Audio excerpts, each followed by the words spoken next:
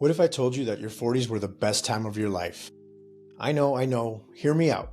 For those of you who aren't at 40 yet, I know it may seem like middle age is the beginning of a midlife crisis. Well, it's not. I mean, growing up into our teens and into our 20s, we think we know about life and we've got all these aspirations and all these big dreams that we want to accomplish.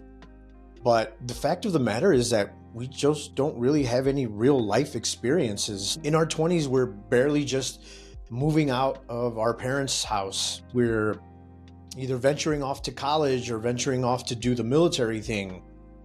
But we're all still trying to figure things out.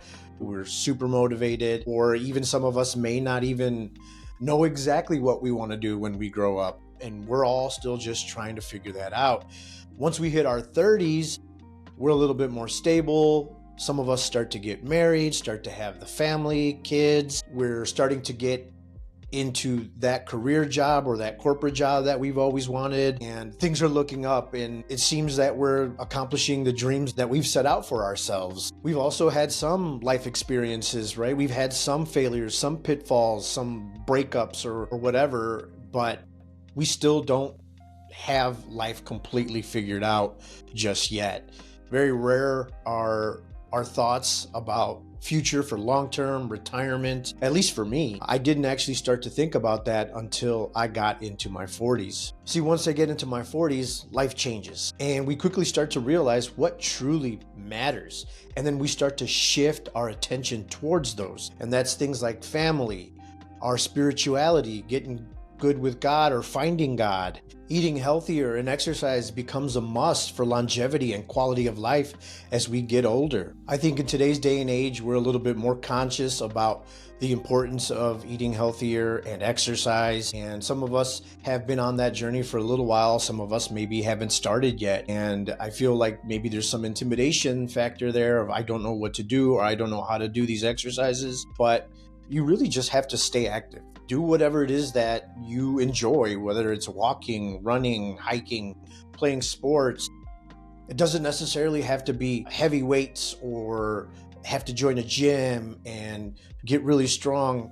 I mean, there is something to say about getting strength and building muscle as you grow older, because it does have a ton of benefits for us as we grow older. One of them being that the more we have muscle on our frame, one, the faster we'll burn fat at rest. And number two, it's going to limit the amount of bone density loss that we get as we grow older. And I know sometimes it seems intimidating that, hey, I don't know how to do these exercises, but from my personal experience and my former career of being a personal trainer, I have compiled a list of about 20 exercises that you can do at home, and it requires very minimal equipment, maybe a kettlebell or two, or even a set of dumbbells, and very minimal space. And those workouts you can actually download for free down in the description. I'll leave that link there.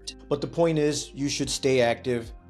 Focus on that quality of life and that health for the future so that you can be around for your family and your grandkids. Also, for many of us, it's the first time that we actually start to realize that mortality is a real thing and that it's inevitable and that our time on this earth is super precious and we have very limited amount of it. And so we quickly start to realize that all the other noise outside of your family, your good friends, and your happiness, it doesn't matter. You really start to take on a new life when you realize that, and you say, you know what? Forget all this other stuff. I'm going to focus on me, my family, and what truly matters. And because we know that this time is limited, we also start to realize that getting older is a privilege. I 100% believe that that is true. It is a privilege.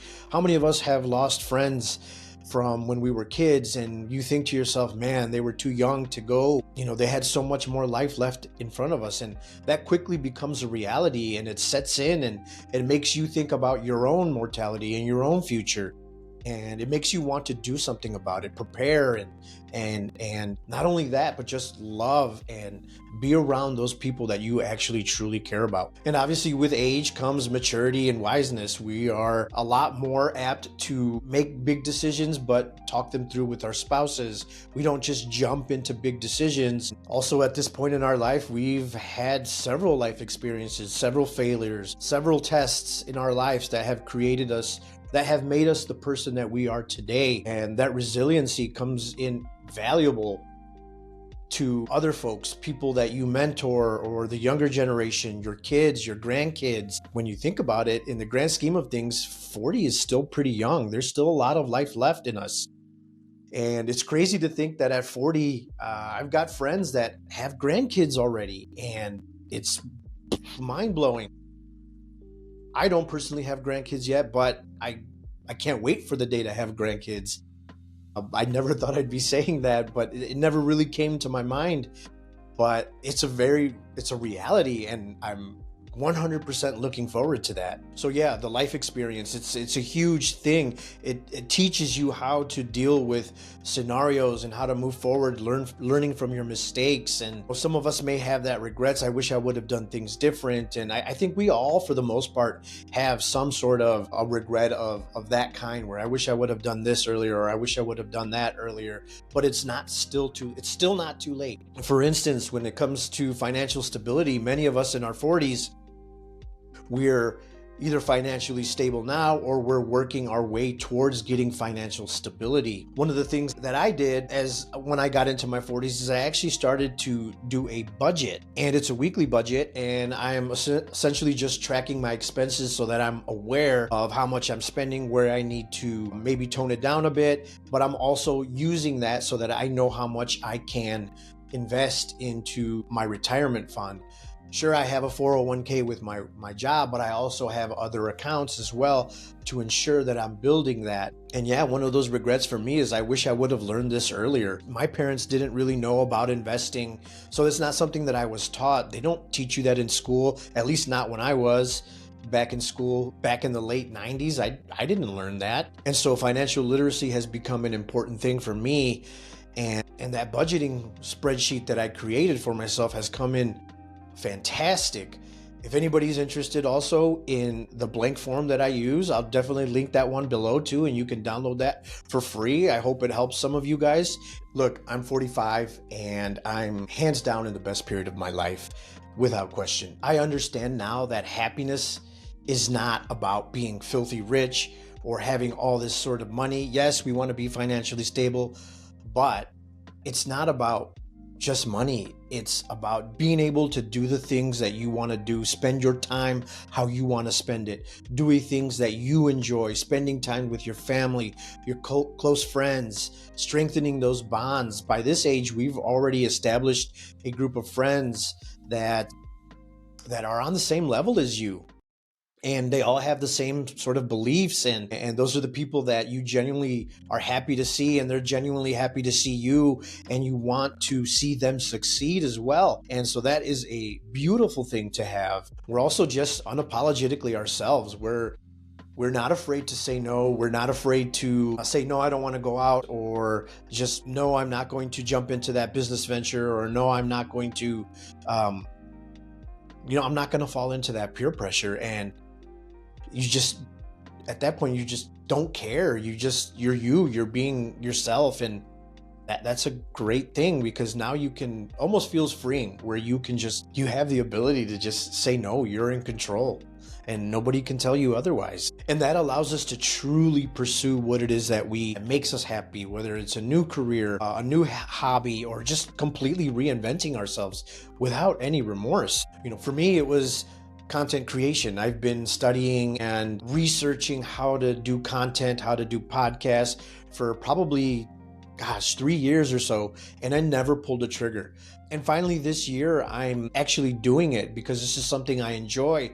I love being able to talk about my experiences, and if it could help one or two people, that's a great thing. And even though my channel isn't huge, I'm still amazed at the amount of people that actually do watch it. I was always worried about what other people are going to think, and say, but it is what it is. I enjoy doing this. I find that making content makes me more creative. It gets me thinking about different ideas, different ventures, different things I can do, I can talk about, and it makes you realize how much experience you've actually lived through that we can pass along to other people in hopes that they not make the same mistakes that we did. And even though it took me to my 40s to finally realize that, I'm glad I finally did, because we still have a lot of time left on this earth. Look, all that to say, guys, is that being in our 40s is a great feeling. It's the best time of our lives. And I'm super hopeful for what the future holds. Yeah,